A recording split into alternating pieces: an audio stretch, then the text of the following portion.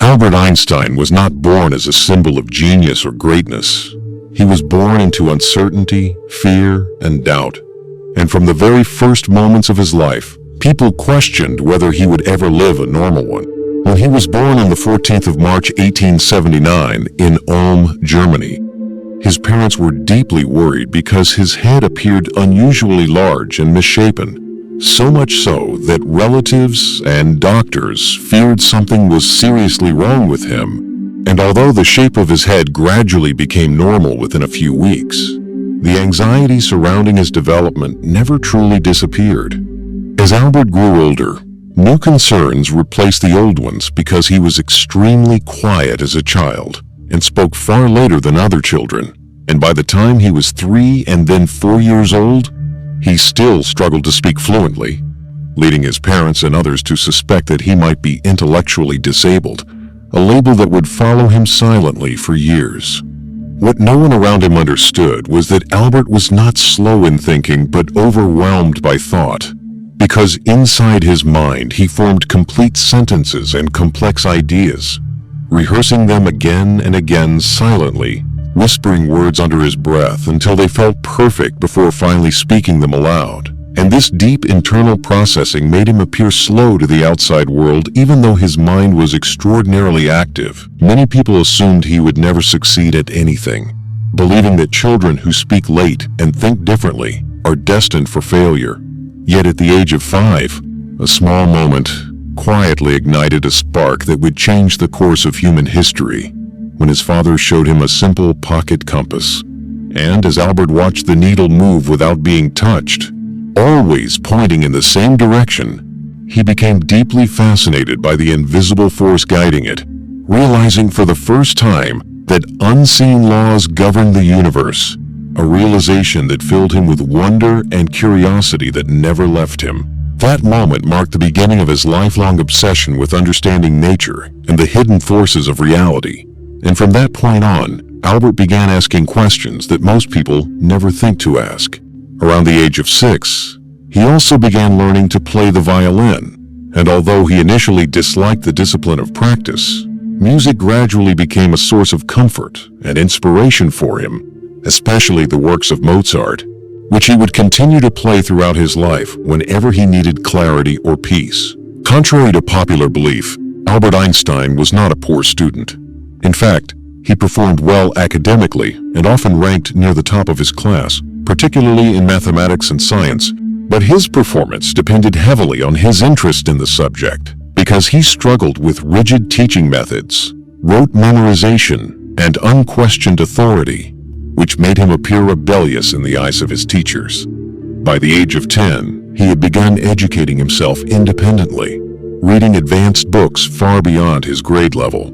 And by 12, he taught himself Euclidean geometry, while by 15 he had already mastered calculus, an achievement that very few people ever reach in their lifetime. Yet despite his intellectual abilities, he clashed constantly with the strict and authoritarian education system in Germany, which valued obedience over creativity and conformity over curiosity. Eventually, his frustration reached a breaking point, and at the age of 15, Albert made the bold decision to drop out of school and leave Germany altogether to avoid compulsory military service, a choice that deeply worried his parents, who feared that their son had become a school dropout with no employable skills and no clear future ahead of him. From the outside, it looked like failure and irresponsibility, but Albert never stopped learning, and he soon applied to the Swiss Federal Polytechnic in Zurich, one of Europe's most prestigious institutions, confident in his abilities. Yet, in a twist that surprises many people even today, he failed the entrance examination on his first attempt, not because he lacked intelligence, but because he was poorly prepared in subjects outside mathematics and physics, such as biology, chemistry, and languages. This failure could have ended his ambitions, but instead it strengthened his resolve. And after dedicating himself to improving his weaknesses, he retook the exam and passed, earning admission to the institute where he would meet Mileva Maric, a brilliant Serbian student who was the only woman among 6 students in their physics section and would later become his first wife. After graduating, Einstein expected to begin an academic career, but reality proved harsh because despite his brilliance, he was unable to secure a teaching or research position for nearly a decade, largely because his professors viewed him as disobedient, unconventional, and unwilling to flatter authority. And as a result, they refused to recommend him for academic posts, leaving him isolated and struggling to support himself financially. Eventually, out of necessity rather than ambition, Einstein accepted a job as a technical clerk at the Swiss Patent Office in Bern, a position that many would have considered a dead end. But for Einstein, it became an unexpected gift because the work was simple and repetitive, leaving his mind free to think deeply about physics, time, space, light, and energy. While working this ordinary job, often during breaks and evenings, Einstein developed ideas that would completely transform science. And in 1905, later known as his miracle year, he published 4 groundbreaking papers that reshaped humanity's understanding of reality, including his work on the photoelectric effect, Brownian motion, special relativity, and the equation E equals mc squared, demonstrating that mass and energy are interchangeable, a concept that would later influence everything from nuclear power to space exploration. Remarkably, these revolutionary ideas were not produced in a university laboratory or under the guidance of prestigious institutions, but in the mind of a young patent clerk who refused to stop thinking, questioning, and imagining.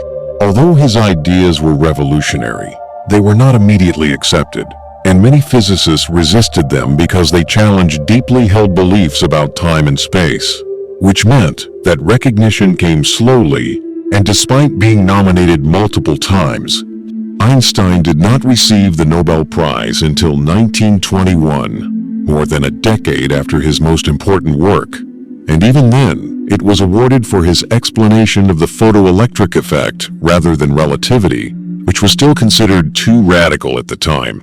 Over the years, Einstein became the most influential physicist of the 20th century, fundamentally changing the way humanity understands the universe, while also emerging as a philosopher and humanitarian who spoke openly about peace, education, curiosity, and independent thinking, writing hundreds of scientific papers and essays that extended far beyond equations. Despite his fame, Einstein remained humble, famously saying that he had no special talent and was only passionately curious, a statement that perfectly captured the essence of his life and success. His journey teaches a powerful lesson that success is not determined by early labels, school grades, or other people's opinions, but by persistence, curiosity, and the courage to keep going despite failure, because as Einstein himself said, a person who never made a mistake, never tried anything new, and it is the willingness to fail, to question, and to learn from mistakes that separates those who change the world from those who never try. You do not need to be the next Albert Einstein to live a meaningful life, but you do need the courage to follow your curiosity, to challenge limitations, and to believe in your potential even when others doubt you, because greatness is not about being perfect or extraordinary from the beginning. It is about growth, resilience, and the decision to rise each day as a better version of yourself. And somewhere out there, the world is waiting for your contribution, your ideas, and your story. So the only question that remains is what you choose to do with it.